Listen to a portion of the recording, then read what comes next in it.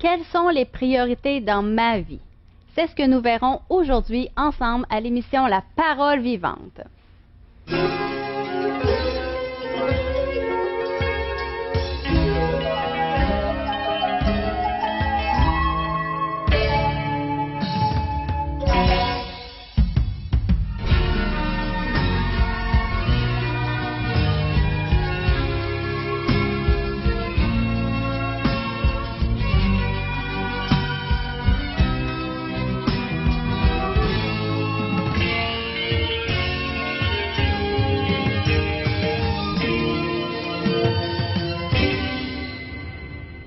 Bonjour à vous à la maison et bienvenue. Nous sommes vraiment contents que vous soyez des nôtres aujourd'hui.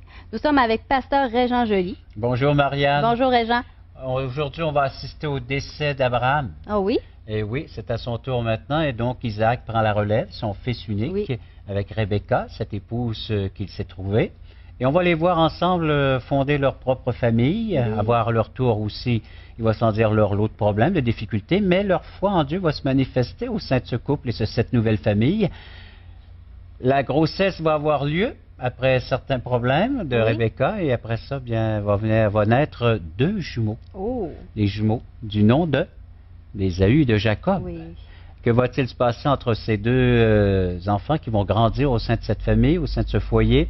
C'est ce qu'on regarde aujourd'hui avec, il va sans dire, la question qui nous a été posée.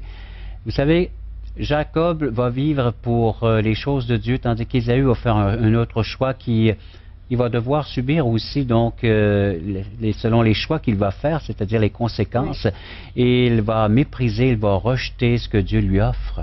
On regarde ça ensemble, quelles sont les conséquences de ces deux êtres, et par le fait même, on va en retirer des leçons pour notre vie. Suivez-moi, je m'en vais de ce pas. Donc, Bible à la portée de la main, sinon, bien, si vous avez, il va sans dire, un bloc-notes et un crayon, prenez en note les versets. Nous sommes rendus toujours dans le livre de la Genèse et on va regarder ensemble cette fois la Genèse, chapitre 25, un chapitre important pour donner suite, il va sans dire. Donc, au verset 10 de ce chapitre, on voit le décès et on voit, il va sans dire, la sépulture d'Abraham, au même lieu que Sarah, son épouse. Verset 10, c'est le champ qu'Abraham avait acquis du fils de Heth. Rappelez-vous cette histoire, il a fait des affaires avec ses fils afin de pouvoir se procurer un lot de terre et par le fait même un lieu de sépulture, un cimetière. Et là furent enterrés Abraham et Sarah, sa femme. Après la mort d'Abraham, Dieu bénit Isaac. Je voulais juste faire ressortir cette vérité que maintenant la promesse va s'accomplir par le fils qui a été tant attendu, tant désiré de la part d'Abraham et de Sarah. Isaac, son fils, et il habitait près du puits de Lacaï-Roï. Verset 19. Voici la postérité d'Isaac, fils d'Abraham. Abraham engendra Isaac. Isaac était âgé de 40 ans quand il prit pour femme Rebecca, la fille de Bethuel, l'araméen, de Padam-aram, et sœur de Laban. Ça, ce personnage va revenir dans l'histoire avec Jacob, son oncle.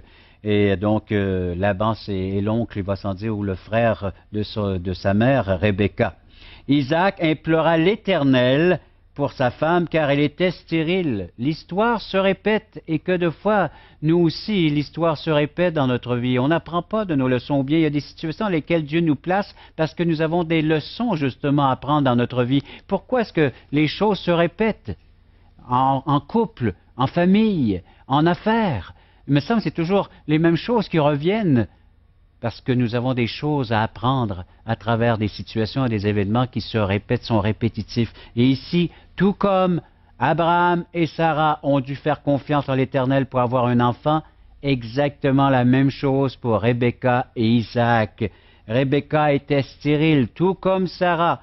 Et puis donc, ils ont dû implorer l'Éternel. À quand la dernière fois vous avez prié Dieu face à une situation afin que Dieu puisse se manifester, intervenir dans votre vie, dans votre situation, et de regarder ensemble et de rechercher ensemble sa solution face au problème, sa réponse, il va sans dire, face à la question. Alors Isaac a imploré l'Éternel pour sa femme, car elle était stérile, et l'Éternel l'exauça. Rebecca, sa femme, devint enceinte, et les enfants se heurtaient dans son sein, car elle dit, « S'il en est ainsi, pourquoi suis-je enceinte ?» Elle alla consulter l'Éternel. Donc, elle voit qu'il se passe de quoi, il va sans dire, à la naissance de cet enfant ou de ses enfants, parce qu'on va apprendre qu'ils sont jumeaux. Et l'Éternel lui dit, il y a 2 nations dans ton ventre. 2 peuples se sépareront au sortir de tes entrailles. Et un de ces peuples sera plus fort que l'autre, et le plus grand sera assujetti au plus petit. Et on voit la naissance, un jour heureux, la naissance de jumeaux.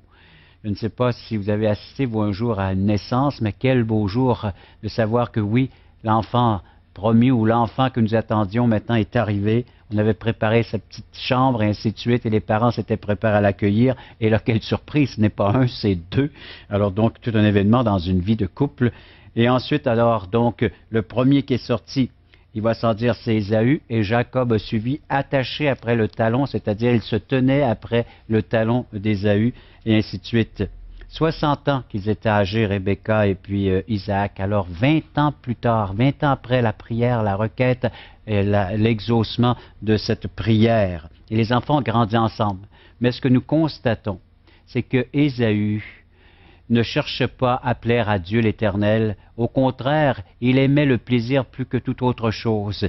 Il aimait la bonne nourriture, il aimait le bon vin, il aimait les bonnes tables, les loisirs, les plaisirs, parce que ses activités de fin de semaine, et peut-être à la semaine, c'était d'aller chasser du gibier. Alors c'était connu, ça, de la famille. Alors Ésaü, c'était le sportif, c'était les fins de semaine, aller passer donc ses week-ends à accomplir certaines activités, donc se tenait en forme, tandis que notre Jacob, c'était l'homme de la maison. Ça. Il était près de maman, de Rebecca, de sa maman. Il avait appris à faire la cuisine, il avait appris à bien des autres choses également qu'on va voir par la suite. Les comportements des parents, ils sont pour quelque chose. On voit que Ésaü était près de son papa, et puis Jacob était près de sa maman, et ça, on va voir, va découler aussi donc des conséquences, des comportements face à tout cela. Je ne sais pas si vous êtes le fils à papa, le fils à maman, ou ainsi de suite, mais dans la famille, il y avait des chouchous, des préférés, et on le voit par la suite, ça va occasionner des difficultés au sein de la vie de couple et de la vie de famille.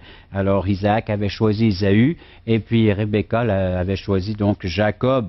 Alors donc, il arrive de chasse, ce fameux Ésaü, et puis il était fatigué au point de dire, si je ne mange pas, je vais mourir. Alors imaginez, là, c'est fatigué, et puis d'avoir toute la journée parcouru dans les sentiers, dans les bois, et puis en train de chasser, et peut-être n'ayant pas trouvé le gibier, alors donc un peu déçu de sa journée.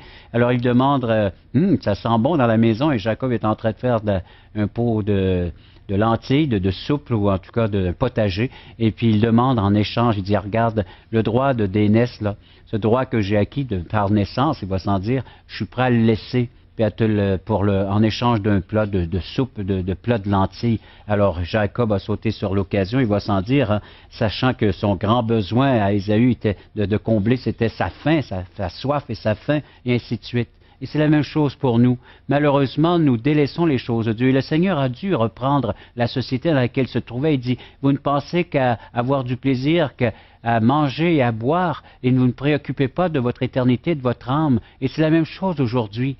Que de gens ne vivent que pour ce qu'ils voient, que ce qu'ils ont, ce qu'ils peuvent voir et toucher, mais il y a tellement cet aspect immatériel et spirituel et éternel qui malheureusement on devrait s'occuper de ces choses-là. Les textes nous le disent, il y a des textes du Nouveau Testament, le Seigneur a apporté des enseignements. Je pense entre autres à cet homme qui avait acquis de grands biens et qui a engrangé naturellement tout ce que ses récoltes de ses grands champs, et par le fait même il a dit, bien maintenant mon âme, eh bien tu es en paix, tu as des grandes ressources pour le reste de ta vie, une bonne retraite, puis ainsi de suite, on a acquis de grands biens. Et le Seigneur a dit, insensé, insensé. Il faut que tu vois au-delà de cette existence, au-delà de cette vie, parce qu'il y a l'éternité. Et ton âme, et le Seigneur ramène à l'idée de cette âme qui a besoin, qui a grandement besoin de retrouver tout ce dont elle a besoin, et ses sources se trouvent dans la personne de Dieu, dans la personne de Jésus-Christ. Et j'espère que tu vas réfléchir, toi aussi tu vas avoir cette réflexion, comme Ésaü, après ça il a essayé de ravoir cette bénédiction, mais il ne pouvait plus la ravoir. Il l'avait vendue, il l'avait échangée. Avant que tu en arrives à cet aspect-là, Dieu frappe à la porte de ton cœur et réclame que tu puisses avoir cet intérêt. Il va susciter en toi, par cette émission peut-être, par ce qui est en train de semer dans ton cœur, par ces paroles que je suis en train de sortir de ma bouche et d'emmener chez toi, peut-être par d'autres choses. Le Seigneur est en train de te parler, de te montrer, Que fais-tu de ton âme, de ton aspect matériel, immortel et éternel? Donc, le Seigneur veut s'occuper de toi. Il voudrait que tu prennes soin de cet aspect. Parce que vous savez, nous sommes avant tout composés d'une âme et le corps vient par la suite. Nous, on prend tellement soin du corps. Il y a tellement aujourd'hui de pommades et de trucs pour essayer de rajeunir ce corps, alors que ce corps est éphémère, il est passager et puis un jour, il ira à sa ruine, comme il est bien écrit. Mais ton âme vivra éternellement. Et quel genre de pommade peux-tu y apporter afin qu'elle puisse avoir les bons soins nécessaires? Quels sont les petits pots, les petits onguents que tu peux y apporter si ce n'est la parole de Dieu qui va apporter ce réconfort et qui va pouvoir apporter à ton âme tout ce dont elle a besoin afin qu'elle puisse s'épanouir et être bien dans ce corps qui est emprunté pour un temps, ce véhicule terrestre, cette tente comme est appelé dans les Saintes Écritures. Alors Ésaü a fait le mauvais choix et Jacob a fait le bon choix. Il avait ce cœur disposé à recevoir de Dieu. Est-ce que tu as un cœur disposé à recevoir toi aussi les bienfaits qui viennent de Dieu? J'aimerais juste qu'on lise 2 Corinthiens chapitre 6, un texte du Nouveau Testament, donc écrit par l'apôtre Paul, 2 Corinthiens. Pourquoi 2? Parce qu'il y a 1 et 2 Corinthiens, 2 lettres adressées à cette Église. Et dans 2 Corinthiens chapitre 6, puisque nous travaillons avec Dieu, nous vous exhortons à ne pas recevoir la grâce en vain. Et ça pour le peuple de Dieu aussi. Sur quoi vous vous attardez? Sur quoi vous attendez afin de pouvoir réussir dans votre vie? Oui, que faites-vous? Vous savez, il y a des pourcentages, il y a des statistiques qui disent qu'un quart de la population québécoise devra vivre dans l'anxiété. Tous ces sentiments d'échec, qu'allez-vous en faire de toute cette pression de cette société aujourd'hui qui demande que vous puissiez réussir? Dieu est prêt à vous accorder cette grâce. Il a dit, au temps favorable, je t'ai exaucé. Au jour du salut ou de la délivrance, je t'ai secouru. Voici le temps favorable, voici maintenant le jour du salut. Le jour de la délivrance, donc, est en train de s'accomplir pour chacun d'entre nous. Une grâce, c'est quoi la grâce? C'est un aspect mérité de la part de Dieu, une intervention de Dieu non méritée. Si vous croyez que vous méritez la grâce, que vous croyez d'avoir mérité que Dieu intervienne dans votre vie, eh bien la Bible dit qu'on ne mérite rien, sinon cette condamnation, ce jugement d'être séparé d'avec lui pour l'éternité. Oh, je vous en supplie, acceptez la grâce, la manifestation divine, ce Dieu qui est prêt à intervenir présentement, tout comme à Jacob, de pouvoir vous accorder cette bénédiction, ces bienfaits. Ne faites pas comme Ésaü qui a choisi ce monde et tous ces principes de ce monde, et par le fait même, eh bien, il était déçu. Il ne savait plus en quoi ou en qui se confier. Il a essayé de se satisfaire de lui-même, par lui-même, avec tous ses désirs pernicieux. Donc, ces convoitises qu'il a essayé de se satisfaire. Il y a d'autres textes. Suivez le personnage d'Ésaü dans les Saintes Écritures, aussi bien dans l'Ancien que dans le Nouveau Testament. Déception sur déception. Alors que Jacob, oui, à travers une vie, va sans dire mouvementée, à travers plusieurs difficultés, mais il pouvait voir cette main bénissante de Dieu qui l'accompagnait lorsqu'il a dû fuir la maison paternelle, aller se réfugier chez son oncle Laban, et lorsqu'il a dû quitter Laban pour revenir à la maison paternelle, il voyait toutes ces interventions qu'il va appeler du nom de Béthel, maison de Dieu, de Péniel, face de Dieu. C'est des noms qu'il va donner à ces lieux où est-ce que Dieu s'est révélé, s'est fait connaître. Dieu, l'a accompagné à travers tout ce qu'il pouvait vivre. Jacob avait fait ce choix de vivre, d'expérimenter la présence de Dieu. Micheline Consigny, c'est celle qui va nous interpréter le prochain chant que vous allez entendre, et j'espère d'une façon attentive, d'une manière donc méditative, de réfléchir sur ces vérités, parce qu'elle va nous chanter « J'ai tout quitté ». Quitté pourquoi? Afin que le Christ, que le Seigneur Jésus puisse vivre pleinement, réellement avec elle dans son existence.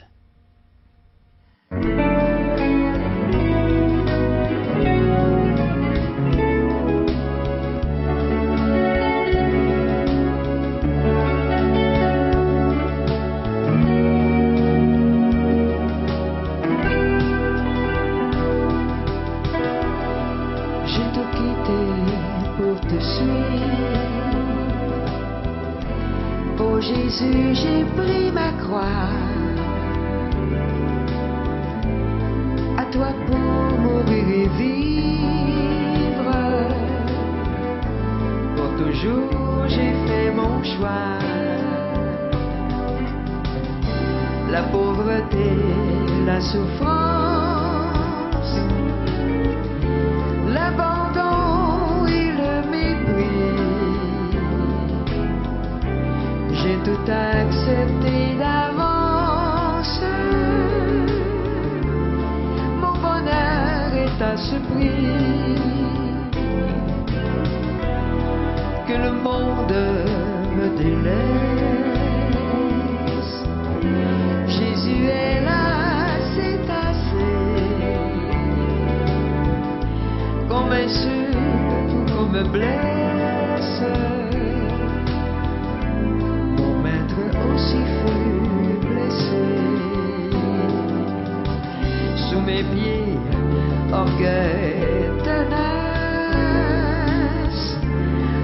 au rythme aux gloires d'un jour, il me reste à votre place, Dieu son ciel et son amour, contre la rage ou l'outrage, je m'abrite dans ton cœur. Là je puise le courage, là je suis plus que vainqueur. Un que rien ne me ravisse, ta présence et ton esprit, très doux est le sacrifice. Pour qui t'aime, Jésus-Christ, et je t'aime,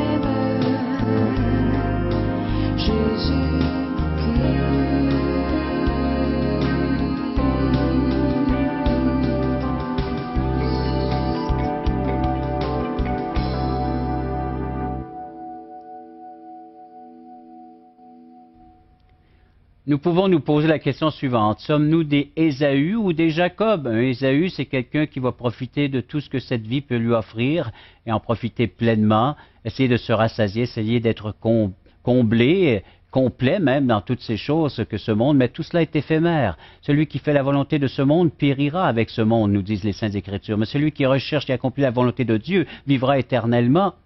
Tu veux vivre éternellement, tu voudrais que tes œuvres t'accompagnent éternellement. Fais comme Jacob, désire ardemment la bénédiction de Dieu. Il l'a désiré et il l'a obtenue. Nous lisons dans 1 Thessaloniciens, une autre lettre adressée aux croyants de ce temps. L'apôtre Paul a écrit, chapitre 5 et le verset 20, « Ne méprisez pas les prophéties. » Tout comme Ésaü a méprisé ce que Dieu était prêt à lui accorder. Comment pouvons-nous mépriser? Eh bien, quand le Seigneur Jésus est venu sur la terre, on l'a méprisé, c'est-à-dire on ne l'a pas reconnu comme tel, celui qui se déclarait être le Fils de Dieu, le Dieu fait homme, le Dieu fait chair et qui pouvait accomplir des merveilles. On l'a traité de Béelzébul, c'est-à-dire de démon et ainsi de suite. On a méprisé l'être dont il était et dont il est encore aujourd'hui. Ils ont fait fi de ça, ils se sont détournés. Et encore une fois, aujourd'hui, que faites-vous des révélations que vous recevez? Vous pouvez dire, ça ne vient que des hommes, ça ne vient pas de Dieu, c'est pas Dieu qui est en train de me parler, alors que Dieu vous parle. Dieu agit présentement et il voudrait naturellement attirer votre attention sur l'être qu'il est, qui peut vous aider. Alors ne méprisez pas les prophéties, c'est-à-dire les enseignements de Dieu, les enseignements de la parole de Dieu, les enseignements qui sont retirés de ces principes bibliques. C'est ça, mépriser. Examinez toutes choses, retenez ce qui est bien. Abstenez-vous de toute espèce de mal. Donc, ayez il va sans dire, ce discernement des choses bonnes, des choses moins bonnes, mais des choses mal aussi, des choses bonnes. Que le Dieu de paix vous sanctifie, vous met à part lui-même tout entier, et que tout votre être, l'esprit, l'âme et le corps soient conservés irréprochables lors de l'avènement de notre Seigneur Jésus-Christ.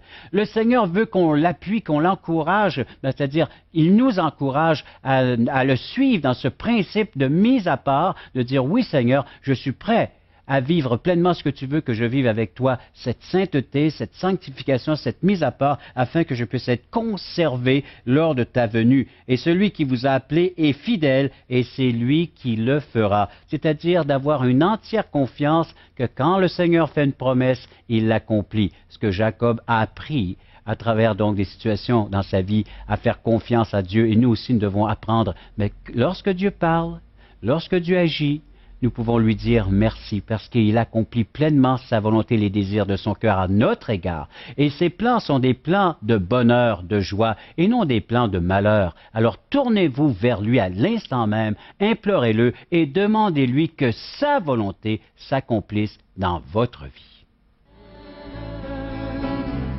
Toi qui es là, viens à la croix, Jésus t'appelle. Vous aimeriez entendre le témoignage de personnes dont la vie a vraiment été transformée, des gens qui ont vraiment mis Dieu en priorité dans leur vie. Alors, je vous invite à venir à un de nos merveilleux déjeuners de l'espoir. C'est gratuit, n'hésitez pas. Simplement écoutez ce qui suit pour connaître les endroits et les heures. Alors, c'est un rendez-vous, nous vous attendons. Venez.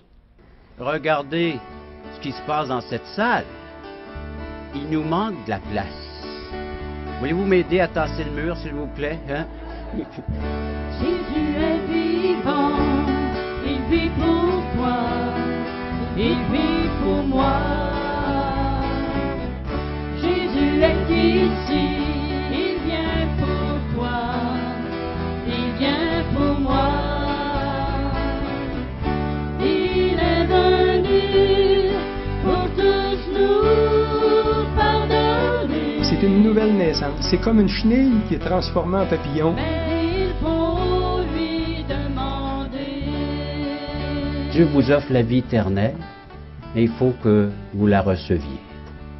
Parole vivante vous invite à participer à l'un des nombreux merveilleux déjeuners de l'espoir. Ces déjeuners ont lieu dans plusieurs restaurants réputés de la région et vous sont offerts gratuitement. Venez entendre le témoignage d'une vie transformée par la puissance de Dieu. Pour connaître les détails concernant l'endroit, la date et l'heure pour votre région, composez le 1-877-537-7647 ou notre site web www.espoir.ca. Je vous présente un homme qui est ancien à mon église et qui se prépare à implanter une église toute jeune, toute nouvelle à Saint-Liboire. Alors, c'est avec joie que je vous présente Sylvain Belleval. Bonjour, Sylvain. Bonjour. Bonjour, Caro. Je te remercie d'avoir accepté de venir donner ton témoignage et j'aimerais ça, puis je suis sûre que nos téléspectateurs aimeraient savoir comment Dieu s'est fait connaître à toi. Ça me fait plaisir de raconter ça en quelques minutes. Moi, je viens d'une famille, je dirais, tout à fait ordinaire, une famille catholique, pratiquante. Je dirais, pour moi, l'existence de Dieu, ça n'a jamais été remis en question. Ça a toujours été quelque chose de présent parce que à la maison, on parlait de Dieu, on allait à l'église, tout était comme parfait, je dirais, d'une certaine manière. Des bonnes personnes. Ouais, ben je dirais oui. Un bon milieu, tout était comme bien. La seule chose, c'est, moi je dis des fois, on est avec des fois des fragilités. Moi, l'image que je donne toujours en ce qui me concerne, je suis un petit peu comme une tortue, mais pas de carapace. Donc, tout ce qui se passait, ça m'atteignait. J'étais souvent triste, j'étais très émotif, sensible. Dans le fond, je pourrais dire ça. Donc, dans les faits, moi, je dirais, dès quand j'étais jeune, puis je dirais tout le début de mon adolescence, ça a été passé à tenter de construire quelque chose qui ressemblait à une carapace. Tu devais être souffrant. Ouais, mais puis c'est drôle parce qu'il y avait rien qui pouvait démontrer que j'étais souffrant dans le sens extérieurement, parce que pour les gens, j'étais un clown puis j'avais du plaisir. Ouais. Mais est-ce que j'étais souffrant?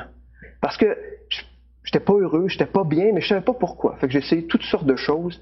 Puis j'étais jeune, j'essayais n'importe quoi, mais pour essayer de prouver que, je sais pas, que tout allait bien, que j'étais bien, puis que j'étais heureux. Dans l'adolescence, je commençais l'adolescence en faisant aussi ce qu'on fait beaucoup d'adolescents, pas nécessairement différent de bien des autres, mais beaucoup, je dirais, de petite délinquance, consommation, des choses comme ça, mais ça me rendait pas heureux pareil. Puis il y avait une espèce de vide qui était là de plus en plus grand, qui a fait qu'à un moment donné, je me suis retrouvé rapidement à penser que la vie avait pas beaucoup de sens.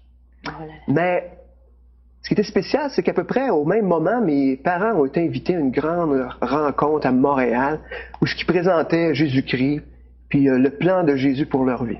Vous avez décidé d'aller là? Ils sont allés là. Moi, je suis pas allé là. Moi, sans toi?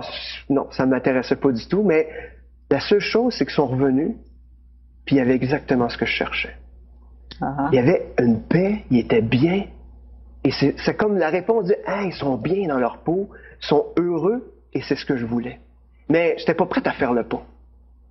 À un moment donné, encore, où ce que je continuais à faire ces mêmes, je dirais, mêmes gestes, je dirais, de délinquance, le Seigneur a permis que je comprenne que tout ce que je faisais dans ma vie, c'était pour y déplaire.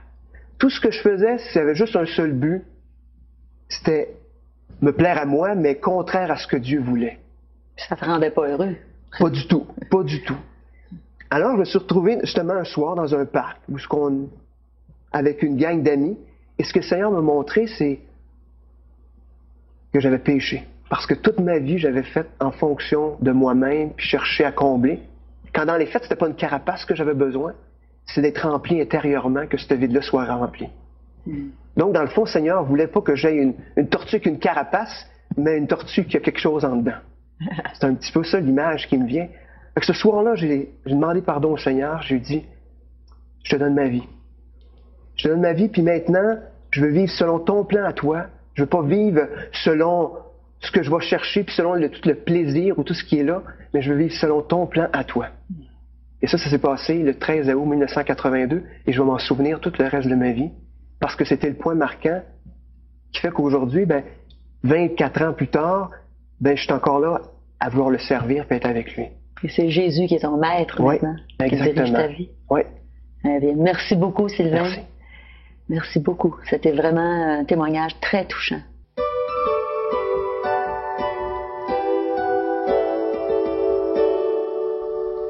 Régent nous a parlé que les plaisirs de la vie ne mènent qu'à la déception. Parce que l'être humain a besoin de plus. Il a besoin d'une relation avec Dieu. Et si on a cette relation avec lui et on le met en priorité dans notre vie, vraiment, il va nous amener des bienfaits. Hein, Régent? C'est tellement bien résumé, Marianne, et on voudrait entretenir cette relation avec Dieu, du moins la découvrir premièrement, et ensuite entretenir une relation. Alors, comment entretenir une relation si ce n'est en partageant? C'est comme ça qu'on va arriver à connaître. Et on vous offre les outils. Imaginez, on les donne gratuitement. Donc, l'Évangile de Jean. Découvrir qui est Jésus. Jésus veut entrer en relation avec vous personnellement. Comment faire? Ce texte nous le décrit tellement bien. Aujourd'hui, l'espoir, c'est Jésus seul. C'est la réponse à nos problèmes, du moins la difficulté qui peut surgir dans votre vie. Comment la solutionner? La parole de Dieu. Question fondamentale, existentielle de J. Blanchard, là aussi, que de questions. Qui suis-je? Où est-ce que je vais? D'où est-ce que je viens? Puis comment ça se passe sur cette terre? Pourquoi, justement, que le péché, c'est quoi? Puis d'écrire ça, la réponse dans J. Blanchard, ce sont des textes bibliques. Et un Nouveau Testament. Connaître l'histoire de Dieu, connaître notre histoire selon la vision, selon le point de vue de Dieu. Nous vous l'offrons ça aussi au même prix que tous les autres. On a un beau prix, nous autres, ici. On offre toute notre littérature gratuitement. Et n'hésitez pas. Donc, appelez au 1-877-537-7647 ou venez sur notre site espoir.ca. Alors, merci beaucoup à vous à la maison d'avoir été des nôtres. Merci beaucoup Bienvenue, à vous, Régent. Marianne. Et nous, on se dit à une prochaine. C'est un rendez-vous.